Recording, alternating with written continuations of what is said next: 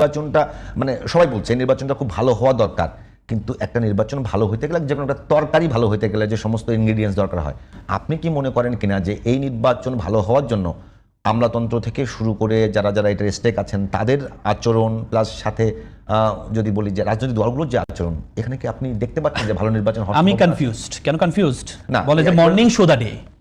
আপনি দেখেন তারেক রহমান সাহেব আসার পর থেকে যেটি দেখা যাচ্ছে বাংলাদেশে, আমার কাছে আপনার কাছে কি মনে হচ্ছে? আপনি বুকে হাত দিয়ে বলবেন বাংলাদেশে কোনো অন্তর্বর্তীকালীন কোনো সরকার আছে মনে হচ্ছে? কোনো মনে হচ্ছে? আমার কাছে মনে হচ্ছে না।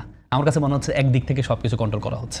আপনি দেখেন তারেক রহমান সাহেব যখন আসছে, ওনাকে যে প্রোটোকল দেওয়া হয়েছে, আপনি কি মনে করেন এই প্রোটোকল বাংলাদেশে কোনো প্রধানও পেয়েছে? আমার কাছে মনে হয় না।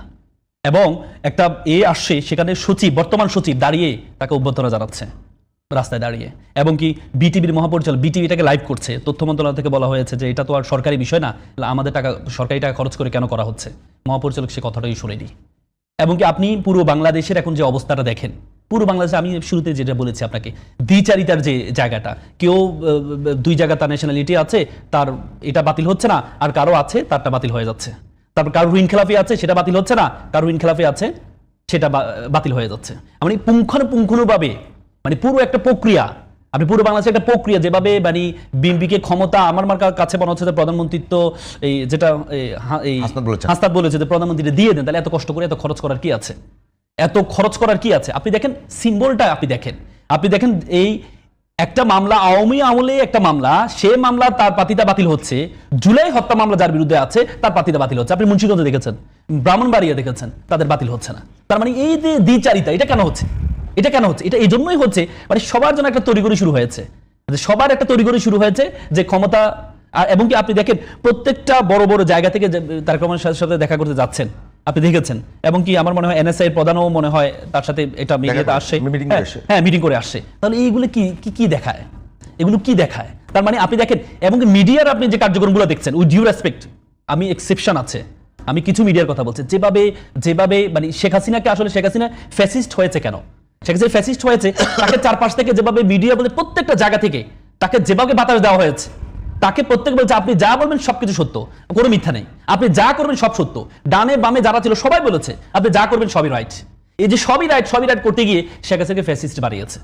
আমার কেন যেন আশঙ্কা হয় তারেক রহমান সাহেব, আমি বললাম তারেক রহমান সাহেব এমন একটা ব্যক্তি যার বাবা ছিলেন প্রেসিডেন্ট, মা ছিলেন প্রধানমন্ত্রী, বাংলাদেশে এমন কোনো ব্যক্তি নেই, কিন্তু তাকে ওনার জায়গা থেকে আমরা সম্মান করি। কিন্তু আপনি দেখেন রিসেন্টলি যে জরিপটা হয়েছে, এটা কি বলে, রিসেন্টলি যে জরিপটা হয়েছে গতকাল যে ডাক্তার শামীম সাহেবের যে অ্যাসোসিয়েটস এর যে জরিপটা হয়েছে, আপনি জরিপে দেখেছেন কি করেছে? যে আমি তার মেমোরান্ডামটা, তার ঘটনাটা দেখেছি, এই সংস্থাটার ঘটনাটা, তার কার্যক্রম, সে যে নিবন্ধন নিয়েছে, কিসের জন্য জানেন? সে নিবন্ধন দিয়েছে স্বাস্থ্য রিলেটেড কাজ করার জন্য। ডাক্তার শামীম সাহেব রংপুর মেডিকেলে ছিলেন, উনি স্বাস্থ্য বিষয়ক কাজ করার জন্য এই নিবন্ধনটা নিয়েছেন। এবং ওনার মেমোরান্ডামটা আমি দেখেছি, ওনার বেপিয়া হচ্ছে শুধু ঢাকা বেপিয়া কাজ করতে পারবে উনি, ওনার যে জুডিকশন ঢাকার মধ্যে, অথচ পুরো বাংলাদেশে একটা জরিপ করে ফেলেন উনি, পুরো বাংলাদেশে একটা জরিপ করেন। জরিপের পার্থক্য কি দিলেন? 70 আর 20। অথচ এর আগে যতগুলো ব্র্যাক জরিপ করেছে, আইআরআই জরিপ করেছে, এই কি বলে আপনার ইনোভেশন জরিপ করেছে, প্রত্যেকের জরিপে 5 থেকে 10% পার্থক্য। আর উনি পার্থক্য কি দেখালেন? এবং কি সবচেয়ে আশ্চর্যের বিষয় হচ্ছে, উনি রংপুরে, আপনি জানেন রংপুরে জামাতের কাজ সবচেয়ে বেশি, কার্যক্রম বেশি, বরিশালে সবচেয়ে কম। উনি রংপুরে দেখালেন জামাত পাবে মাত্র 20%, আর বরিশালে দেখালেন 30%।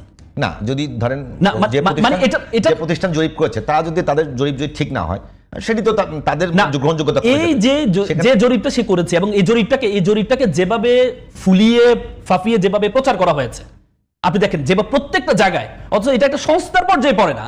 জরিপ করার যে একটা ন্যূনতম যে যোগ্যতা, সেই যোগ্যতাটা তার নেই। আপনি দেখেন সেখানে বলেছে যে এর আগে যতগুলো জরিপ হচ্ছে 30 থেকে 35% যারা হচ্ছে পেন্ডিং, তারা চিন্তা করবে কাকে ভোট দিবে, আওয়ামীর যে ভোটগুলো আছে, অর্থাৎ তারা জরিপের বলছে 0.3% যারা চিন্তা করছে কাকে ভোট দিবে। তার মানে সবাই সিদ্ধান্ত নিয়ে নিয়েছে কাকে ভোট দিবে। এই যে জরিপটা আপনি দেখেন, আমি মনে করি কি জানেন, আমাদের কমন সেন্সটা অ্যাপ্লাই করা দরকার। আপনি দেখেন একটা পাবলিক বিশ্ববিদ্যালয়, একটু আগে জাহিদ ভাই যেটা বললো, ঢাকা বিশ্ববিদ্যালয় শিবিরের যে কার্যক্রমগুলো, একটা পাবলিক বিশ্ববিদ্যালয়, আপনি দেখেন বাংলাদেশে যত পাবলিক বিশ্ববিদ্যালয়গুলো আছে, আমি এটা শেষ করি, বাংলাদেশে যত পাবলিক বিশ্ববিদ্যালয়গুলো আছে, এই পাবলিক বিশ্ববিদ্যালয় কিন্তু প্রত্যেকে, একটা পাবলিক বিশ্ববিদ্যালয় একটা রিক্সা চালকের ছেলে পড়ে, একটা এলিটের ছেলে, ইংলিশ মিডিয়ামের ছেলে পড়ে, একটা মধ্যবিত্ত পরিবারের ছেলে পড়ে। তার মানে একটা পাবলিক বিশ্ববিদ্যালয় প্রত্যেকটা জায়গাতে বাংলাদেশের যে কোনো কর্নার, ধগান চিটমহল পর্যন্ত সেটা প্রতিনিধিত্ব করে। এবং আমরা যখন বিশ্ববিদ্যালয় পড়ি, আমি যেমন ঢাকা বিশ্ববিদ্যালয় পড়তাম, আমার এলাকা যখন যেতাম, এলাকার প্রত্যেকেই তার সন্তানকে নিয়ে আসতো আমার সন্তানকে কোথায় পড়াবো, পরামর্শ নেওয়ার জন্য। তার মানে একটা পাবলিক বিশ্ববিদ্যালয় একটা ছাত্রকে যেভাবে মানুষ অ্যাড্রেস করে, সে পাবলিক বিশ্ববিদ্যালয়গুলো যেভাবে আপনি ভূমিধস বিজয় দেখেছেন, নট অনলি ঢাকা বিশ্ববিদ্যালয়, হয়তো অনেকে প্রশ্ন করেছে ঢাকা বিশ্ববিদ্যালয় হয়তো এক্সেপশন হয়েছে যখন ঢাকা বিশ্ববিদ্যালয়ের রেজাল্টটা হয়েছে। ঢাকা বিশ্ববিদ্যালয়ের রেজাল্টের আগে বিফি একটা করেছে, সেখানে আবিদকে দেখিয়েছে 46% আর সাদিক কামিকে দেখেছে 6%। ঢাকা বিশ্ববিদ্যালয়ের পরে যখন ভূমিধস বিজয় হলো, অনেকে বলছে এটা এক্সেপশন, ব্যতিক্রম। এরপরে কি দেখেছেন, জাহাঙ্গীরনগর দেখেছেন, জাকসু দেখেছেন, রাকসু দেখেছেন, চকসু দেখেছেন, আজকে মনে হয় জকসু হচ্ছে। তার মানে এই যে আপনি তো একটা পাবলিক, আপনি নর্থ সাউথের যদি স্টুডেন্টদেরকে নিয়ে কোনো কিছু জরিপ করেন, তাহলে নর্থ সাউথের এলিটরা পড়ে, আপনি সঠিক জরিপ পাবেন না। কিন্তু একটা পাবলিক বিশ্ববিদ্যালয় যদি আপনি জরিপ করেন, তাহলে পুরো বাংলাদেশের একটা প্রতিচ্ছবি কিন্তু একটা পাবলিক বিশ্ববিদ্যালয়। আচ্ছা, তার মানে পাবলিক বিশ্ববিদ্যালয়ে যে জরিপের মাধ্যমে যে ভূমিধস বিজয় হয়েছে, এটা কিন্তু বাংলাদেশের রিফ্লেকশন। একটা উনি জাতীয় সরকার থাকতে চান কথাটা বলেন না, কিন্তু এরকম আমরা একসাথে কাজ করতে পারি এসব বলেছেন। তো সবাই ওখানে যাচ্ছে মানে এটা কি তাহলে? বিএনপির অবস্থা যদি এত খারাপ হয়, মাঠের অবস্থা যদি এতই খারাপ হয় যে জাকসু সবগুলোতে জিতে গেছে, নেক টু নেক দেখাচ্ছে, তাহলে এরকম হেলে পড়া কেন? হেলে পড়া ইটসেলফ ইন্ডিকেট করে এই প্রবণতা আছে, কিন্তু আমি এটাকে ভালো বলছি না, আমি জাস্ট জরিপের সাথে এটাকে তুলনা করছি। এবার আপনি যে কথাটা বলছেন, এই জায়গাটা আমি বলতে চাচ্ছিলাম যে সবাই যাচ্ছে, ঝুঁকে পড়ছে, সেখানে নির্বাচনের নিরপেক্ষতা নিয়ে একটা বড় ধরনের প্রশ্ন উঠতে পারে এবং এই যে ঝুঁকে পড়ছে বলে শোরগোল করছে জামাত, এনসিপি, এই শোরগোলটাও দরকার আছে। এর মানে এই না অলরেডি ঝুঁকে পড়েছে। রাজনীতি আপনি যখন করতে যান, একটা পটেনশিয়াল থ্রেটকে মাথায় রেখেও আপনি শোরগোল করবেন, এটা আমার মনে হয় উচিত। যখন হয়ও নাই তখন আপনি শোরগোল করবেন। এই কারণে শোরগোল দেখে এটা বলা যাবে না, ধরুন ভাই যেটা বলছেন যে সরকার সব ঝুঁকে গেছে, এই সরকার পুরো বিএনপিকে ক্ষমতা নিয়ে আসতে পারতেছে, তো তাহলে তো জামাতের নির্বাচন বর্জন করে সংবাদ সম্মেলন করা উচিত, তাই তো? যদি ব্যাপারটা এরকম হয়ে থাকে, আসলে ব্যাপারটা এরকম না। এতই যদি হয়ে থাকে, সবাই মিলে বসে আছে, নির্বাচন কমিশন, প্রশাসন, সরকার তাকে এই প্রোটোকল দিচ্ছে, তো ওনারাই সবাই ক্ষমতায় নিয়ে আসতে চায়, তো জামাতের তো নির্বাচনে যাওয়া উচিত না। আগে এসে ঘোষণা দিয়ে নৈতিক মনে করেন যদি কোনো নির্বাচন ঘোষণা হবার পরে বিএনপির সঙ্গে সরকারের যে আচরণ, সরকারের বিভিন্ন মানে সংস্থার যে আচরণ, সেটা কি? আমি সংস্থার ক্ষেত্রে, নিরাপত্তার ক্ষেত্রে আমি যেটা মনে করি, ওনার সেই রকম রিস্ক আছে, একটু খেয়াল করি। এখন জামাতের প্রধান পেলেন না কেন আমি যদি বলি এভাবে, জামাত প্রধান কিন্তু দীর্ঘদিন থেকে বাংলাদেশের সিস্টেমেই চলছেন, and he is safe. Tarek রহমানের লম্বা আলোচনা, উনি কিভাবে এই দেশ থেকে চলে যেতে হয়েছে, পরে কিভাবে আসছেন, তার দল কিভাবে একটা দেশের শত্রুতে পরিণত হয়েছে, একটা শত্রুতে পরিণত হয়েছে, তার রিস্কের আলাপ আছে, এগুলো সাবস্ট্যান্টিভ, এগুলো অনেক তো আমরা জানিও না, সরকার জানে, উনি জানেন, সবকিছু মিলে কোঅর্ডিনেট করে হয়তো এটা করা হয়েছে, সেটাকে আমি ওইভাবে দেখতে চাই। এর বাইরে আবারও বলছি, অনেক ক্ষেত্রেই না এই অঞ্চলে এটা প্রবণতা। একটা কথা আছে যে তৃতীয় বিশ্বের যে দেশগুলো আছে, সেগুলোতে ক্ষমতার পরিবর্তনের সাথে জনসমর্থনের পাশাপাশি সিভিল ব্যুরোক্রেসি, মিলিটারি ব্যুরোক্রেসি এবং ইন্টারন্যাশনাল যে একটা ইনফ্লুয়েন্স, এগুলো খুব বেশি গুরুত্বপূর্ণ ভূমিকা পালন করে। আমি জানি না এটা কতখানি বাস্তবসম্মত, আমি আমার অপিনিয়ন বলি।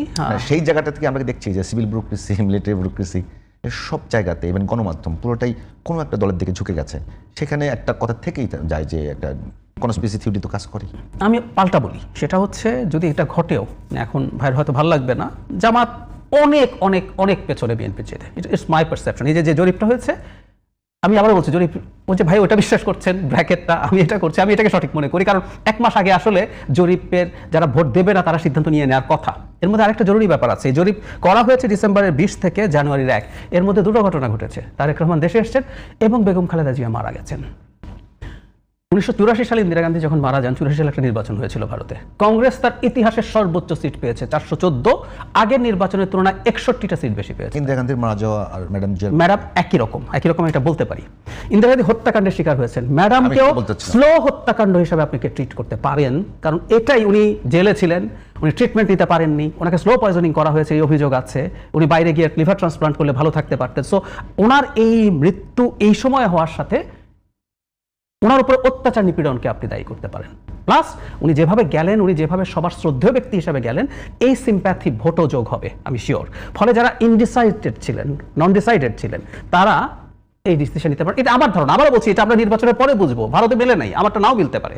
তো এই কথা এই প্রসঙ্গে বলছি, যেহেতু অনেক ডিফারেন্স আছে। এবার ধরুন কারো একটু লিন করার বেশি পরিমাণ তো এই কারণে, যদি কনফিউশন থাকতো তো লিন করতো না। আর বরং কাছাকাছি হলে যেটা হয়, কিছু লিন করলে এটা সাবস্টেন্সিয়াল একটা প্রভাব দেখা যেতে পারে। সেটা আপনি নেক টু নেক আছেন, একটু যদি যোগ হয় আপনি জিতে গেলেন, কিন্তু ডিফারেন্সটা এত বেশি, এটা খুব বেশি সমস্যা হবে না। কিন্তু তার মানে কি এটা হতে হবে? আমি মনে করি না এটা হতে হবে। এবং এই প্রবণতার বিরুদ্ধেই আমি কথা বলছি। এবং জামাত বা অন্যান্য দল যারা মনে করছে এগুলো হচ্ছে, তারা স্পষ্ট তথ্য প্রমাণ নিয়ে কিন্তু এগুলো নিয়ে কথা বলা দরকার, নির্বাচন কমিশনে যাওয়া দরকার, মিডিয়াতে শোরগোল করা দরকার। আমাদের এই নির্বাচনী ব্যবস্থাটা একটা সিট যে দল পেতে পারে তারও সুরক্ষা দিতে হবে, এটা কিন্তু আমি মনে করি। মানে প্রবণতা ওদিকে দেখছেন কিনা? হ্যাঁ, আমি কিছুটা প্রবণতা দেখছি। রাসেল ভাই যদি কিছু বলতে চান, আমি সাথে একটু আপনি বলবেন তো সাথে যুক্ত করে, একেবারে মানে জামাতের যে কনফিডেন্স দেখা যাচ্ছে, সেই জায়গায় কোনো ভাড়া দেখতে পান কিনা সম্প্রতির সময়গুলোতে? না, আমি কখনো দেখি না। কেন দেখি না? আমি জাহিদ ভাইয়ের সাথে কিছুটা একমত, আবার কিছুটা দ্বিমতের জায়গাটা কোথায় দেখেন, এই যে জরিপটা তারা করেছে, জাহিদ ভাই কিন্তু বলেছে এটা 20 ডিসেম্বর, মানে এমন টাইমে করেছে, মানে উদ্দেশ্যটা আমি খুব অবাক হই। জরিপটা আমি একটু ভালোভাবে যখন এটা তাদের ওয়েবসাইটে ঘেটেছি, আমি দেখেছি, আমি খুব অবাক হই তাদের ইন্টেনশনটা কেমন ছিল। আপনি দেখেন, আমি বললাম যে এই আপনার এই বরিশালের সবচেয়ে খারাপ অবস্থা জামাতের, এবং ইসলামী আন্দোলনের সাথে তাদের একটা জোটের সব বেশিরভাগ আসনই বরিশাল ইসলামী আন্দোলনকে দেওয়া হবে। সেখানে তারা সুকৌশলে বরিশালের ক্ষেত্রে 30% জামাতকে অ্যাড্রেস করছে, জামাত 30% আছে। তার মানে তাদের উদ্দেশ্য হচ্ছে জামাত ওখানে বেশি ক্লেম করবে, তাহলে ইসলামী আন্দোলনের সাথে একটু ঝামেলা পাকাবে। এবং কি আপনি দেখেন জরিপের সময়টা কখন দিয়েছে, সময়টা এমন এমন একটা সময় দিয়েছে। দেখেন বেগম জিয়া বাংলাদেশের ইতিহাসে সবচেয়ে, আমি রিসেন্টলি 2টা জানাজা সবচেয়ে বড় দেখেছি। একটা হচ্ছে শহীদ ওসমান হাদির জানাজা, আরেকটি হচ্ছে বেগম জিয়ার জানাজা। আমি মনে করি বেগম জিয়ার জানাজা কিন্তু শুধুমাত্র বিএনপিকে ভালোবেসে মানুষজন বেগম জিয়া জানাজা আসে নাই। বেগম জিয়া জানাজা আসছে, বেগম জিয়া এবং ওসমান হাদির মধ্যে কিছু সিমিলারিটি ছিল। কেমন সিমিলারিটি ছিল? এবং আমার লাইফে, মানে I have seen the 3 janaza in my life, and I have attended those janaza. কি আল্লামা দেলোয়ার হোসেন সাইদির জানাজা, ওই কি বলে শহীদ ওসমান হাদির জানাজা, আর বেগম জিয়া জানাজা। এই 3টি জানাজা আমি নিজে অংশগ্রহণ করেছি। এই 3জন মানুষের মধ্যে একটা সিমিলারিটি ছিল। এই 3জন মানুষ আধিপত্যবাদ বিরোধী ছিল। এই 3জন মানুষ হচ্ছে ইসলাম প্রিয় ছিল, ইসলামকে সবসময় ওন করতে এই 3জন মানুষ। এই সিমিলারিটির কারণে মানুষের মধ্যে ওসমান হাদি তো কোনো দলকে ওন করে না। একটা এমপি ইলেকশন করার জন্য চেষ্টা করছে, মন্ত্রীও হয় না, এমপিও হয় নাই, চেষ্টা করেছে, কিন্তু যে লক্ষ লক্ষ মানুষ তার জানাজা, আপনি মনে করেন ঘোষণা দিয়ে হয়েছে বা কোনো কিছু দিয়ে হয়েছে, কিন্তু আসলে বেগম জিয়াকে বিএনপি কতটুকু ওন করছে, আমি অবাক হয়েছি। আপনি দেখেন তারেক রহমান সাহেব আনন্দবাজার পত্রিকার মতো পত্রিকা নিউজ করেছে যে মুক্তিযুদ্ধ এবং ইন্ডিয়াকে পুঁজি করে এই খালেদা পুত্র আসছেন, এমন একটা নিউজ করেছে। সেই নিউজের একটা প্রতিবাদ কি বিএনপি থেকে করা হয়েছে? করা হয়নি। এবং কি আপনি ইন্ডিয়া টুডে বলেছে it's good news for India যে তারেক রহমান সাহেব আসে। কেন? It's good news for Bangladesh. তিনি আসেন, বাংলাদেশের জন্য গুড নিউজ হবে, ইন্ডিয়ার জন্য কেন গুড নিউজ হবে? এবং কি আনন্দবাজার পত্রিকা তার রিপোর্টে বলেছেন 17-18 দিন আগে উনি বলেছেন কোনো কারণে উনি আসতে পারছেন না। 17-18 দিনের মধ্যে এমন কি ঘটলো? তাহলে এমন কি ঘটেছে? তার মানে আপনি যে আধিপত্য, আপনি দেখেন নরেন্দ্র মোদী যে চিঠিটা পাঠালো, বলে যে আপনার সাথে আমরা কাজ করতে চাই। কেন? আপনি বাংলাদেশের সাথে কাজ করবেন, আপনি কেন দলের সাথে? এর আগে দলের সাথে কাজ করেছিল ইন্ডিয়া। আপনি মোস্তাফিজুর রহমানকে, আপনি রিসেন্টলি দেখেছেন মোস্তাফিজুর রহমানকে তারা আইপিএল থেকে কিভাবে করেছে। তার মানে তারা এখনো পর্যন্ত বাংলাদেশকে নিতে পারে না, কিন্তু একটা দলকে নিচ্ছে। যদি একটা দলকে নেয়, তাহলে যে আধিপত্যবাদ বিরোধী বেগম জিয়া যে আধিপত্যবাদ বিরোধী ছিল, তার যে সেন্স ছিল, তাকে যে জন্য মানুষ ভালোবেসেছে, সেটা যদি বর্তমান যারা নেতৃত্ব আছে তারা যদি ওন করতে না পারে, এবং কি যদি ভারত যদি একটা দলের সাথে কাজ করে, ভারত এত 17-18 বছর একটা দলের সাথে কাজ করেছে, বাংলাদেশের সাথে কাজ করে নাই।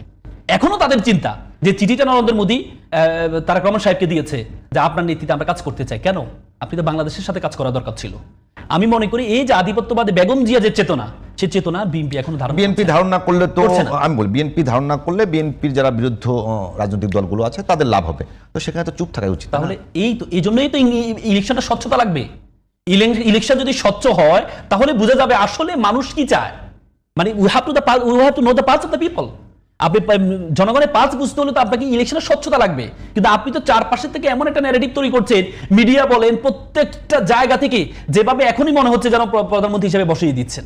তাহলে এই যে আপনি যেটা বলছেন যে আধিপত্যবাদের বিরুদ্ধেই বাংলাদেশের মানুষ দেখেই তো মানে বেগম খালেদা জিয়া, ওসমান হাদির জানাজা এত লোক এসছে, তার মানে বাংলাদেশের মানুষের ভিতরে আধিপত্যবাদের বিরুদ্ধে একটা সেন্টিমেন্ট কাজ করছে, তো ঐতিহাসিকভাবে, ওই শুধু এখন না। কাজ করছে। যদি সেই জায়গা থেকে বিএনপি সরে যায় তো বিএনপি সেটা ক্ষতি। তো সেখানে সেটার জন্য তো media চাইলেও- সেটার জন্য তো media চাইলেও কি বিএনপিকে করতে- সেটার জন্য তো ভাই, বিএনপিকে বাছাগোষ্ঠী জনগণের বাছাগোষ্ঠী আগ বিভব, আমি বলি পর্যন্ত- সেটার বাছাগোষ্ঠী জন্য আমি বলি, বাছাগোষ্ঠী আগে পর্যন্ত আপনার কাছে কি বাংলাদেশের মানে 5 তারিখ পর্যন্ত বাংলাদেশের গণমাধ্যম দেখে মনে হয়েছে যে শেখ হাসিনা চলে যাবে? না। তো সেটাকে মানে সেটাকে এত বড় অ্যালার্মিং তো এখানে, আপনি যখন জনগণের ভোটের উপর আস্থা থাকবে না, তখন তো আপনার চিন্তা থাকবে যে আমাকে চারপাশে দিল্লি কি চিন্তা করবে, বেজিং কি চিন্তা করবে, ওয়াশিংটন কি চিন্তা করবে। সেটা তো আমি বলি, সেটা তো আপনাকে জামাতের জন্য ভালো, আপনাকে নির্ভর জামাতের করতে জন্য হবে তো সুসংবাদ। জনগণের ভোটের উপর। জনগণের ভোটের উপর যদি নির্ভর করতে হয়, তাহলে ভোটটা স্বচ্ছ হওয়ার জন্য প্রত্যেকটা জায়গা থেকে মিডিয়া বলেন, এজেন্সি বলেন, যা যা প্রত্যেকের কাজ করতে হবে এবং রাজনৈতিক দলগুলোকে কাজ করতে হবে এই ভোটটা স্বচ্ছ হওয়ার জন্য। আপনি কি মনে করছেন 1 মাস পর ইলেকশন কোন আমেজ দেখতে পাচ্ছে বাংলাদেশে? কোন আমেজ দেখতে পাচ্ছে? আমি শুরুতে আপনাকে বলেছি বাংলাদেশে কোনো ইন্টারিম গভর্নমেন্ট আছে আপনার মনে হচ্ছে? মনে হচ্ছে কোন গভর্নমেন্ট আছে? মানে পুরো প্রক্রিয়াটা, পুরো দেশটা প্রক্রিয়াটা মনে হচ্ছে যেন একদিকে ঝুঁকে গিয়েছে। এটাই তো অ্যালার্মিং, এটাই তো অ্যালার্মিং। এভাবে তো শেখ হাসিনা তৈরি হয়েছে। আমি তো কখনো বলবো না শেখ হাসিনা, আওয়ামী লীগ এবং বিএনপি এক, আমি কখনো বলবো না। বিএনপি সব সময় বাংলাদেশকে ওন করেছে, এই জন্য বিএনপির প্রতি আমাদের এক্সপেকটেশনটা বেশি। 17-18 বছর নির্যাতন সহ্য। গুম কমিশনে রিসেন্টলি আপনি দেখেছেন 714 জনের মতো যারা জামাত শিবিরের যাদেরকে গুম করা হয়েছে, 300-350 মতো বিএনপিকে তো গুম করা হয়েছে, এবং ঘুমের থেকে ব্যাক আসার তালিকার মধ্যে বিএনপি কম। তার মানে বিএনপি তো অত্যাচার সহ্য করেছে, জীবন দিয়েছে তার শরীরে। এরপরেও যদি বেগম জিয়া যদি ভারতের সাথে যদি নেগোসিয়েশন করতো, তাহলে বেগম জিয়া এতদিন পর্যন্ত ক্ষমতার বাইরে থাকতো না। কিন্তু ওনাকে যখন ইন্ডিয়াতে যখন ইনভাইট করে নেওয়া হয়েছে, অনেক বেশি আলোচনা হচ্ছে এটা নিয়ে। আমি একটু জাহিদ ভাই এটা নিয়ে শুনবো যে আসলে একেবারে আপনি খেয়াল করছেন কিনা, আপনি খেয়াল করেছেন কিনা সব জায়গাতেই যে এই একটা ক্যাম্পেইন চলছে যে বিএনপির সঙ্গে ইন্ডিয়া একটা সমঝোতা হয়ে গেছে এবং বিএনপিকে ওই দিকে নিয়ে যাওয়ার একটা প্রচেষ্টা চলছে, অভিযোগগুলো তুলছে। আমার হাসি পায় এই কথাগুলো শুনলে। শেখ হাসিনাকে সর্বশক্তি দিয়ে ভারত ঠেকায় রাখতে পারে নাই, ভারত এখন এত পাওয়ারফুল হয়ে গেল। মানে কথা স্ববিরোধিতা খেয়াল করেন। শেখ হাসিনাকে ব্ল্যাঙ্ক চেক দিয়েছে না ভারত? দিয়েছে তো। সেটা কি শুধু ক্যাম্পেইন নাকি? না, সরিয়ে রাখি, ব্ল্যাঙ্ক চেক দিয়েছে তো।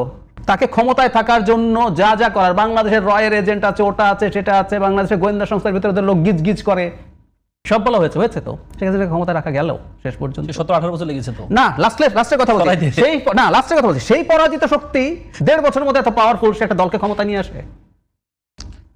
এক নাম্বার। কিন্তু একটা যেই দলের বেসটা হলো বেসিক্যালি আধিপত্যবাদ বিরোধী, সেই দলটার বিরুদ্ধে এই ধরনের অভিযোগ, এই না, ধরনের কারণ আছে campaign- না। আচ্ছা, এই যে ক্যাম্পেইনের নির্বাচনের ক্যাম্পেইনগুলো হবে, কিন্তু আমি এগুলোকে পজিটিভলি দেখি।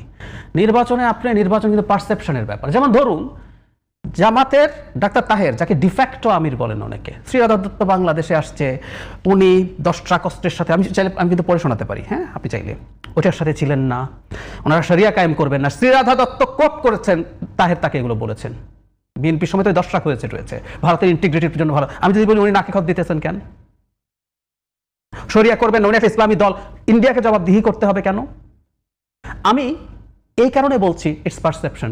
জামাতের আমিরের বা খুব বড় কোনো জায়গা থেকে বসে গাজওয়াতুল হিন্দ করা ছাড়া আর কি, তাহের সাহেব যেটা বলেছেন, ওর বাইরে আপনি সকাল বিকাল সারাক্ষণ শুনছেন। তার একটা আমার বিবিসি বাংলাকে ক্লিয়ারলি, ওখানে কিন্তু ইন্ডিয়া নিয়ে প্রশ্ন ছিল, তাকে প্রশ্ন ছিল, উনি ক্লিয়ারলি বলেছেন আমি জনগণের সাথে থাকবো, ভারতের সাথে কনফ্লিক্টের যে কোনো প্রশ্নে। এখন কি হয়েছে জানেন? বিএনপি তো ক্ষমতায় আসছে, সুতরাং ভারত বিএনপির সাথে এনগেজ করে, ভারত কিন্তু জামাতের সাথে এনগেজ করতে চাইছে। জামাতের আমিরের সাথে উনি অসুস্থ হওয়ার পর দেখা করতে গেছেন না, দেখা করতে নাম না বলতে বলেছেন, উনি বলেন নাই, উনি পরে বললেন কেন? আবার একটু খেয়াল করেন, আপনি যদি মনে করেন আপনি নাম বলবেন না, আপনি তো এতদিন বলেন না, রয়টার্সের কাছে আবার বলতে গেলেন কেন? আপনি তো এতদিন তার কথা শুনছিলেন। আমরা জিএম কাদেরকে খোঁচাখুচি করি নাই যে উনি ইন্ডিয়া থেকে এসে বলেছে, ওরা কি বলতে বলেছে বলবো না। আপনি রয়টার্সকে বলছেন উনি যখন অসুস্থ ছিলেন তখন দেখা করতে এসছে, নাম গোপন রাখতে বলেছে। তো এই সময়টা আপনি ফাঁস করলেন না কেন? এটা আবার রয়টার্সের কাছে ফাঁস করলেন কেন? আপনার সাথে তো এনগেজ করছে, কারণ জামাত একটা গুরুত্বপূর্ণ শক্তি। আমি এনগেজ করার পক্ষেও আছি, করতেও হবে ভারতের সাথে। কোনো কারণে কি মনে হয় যে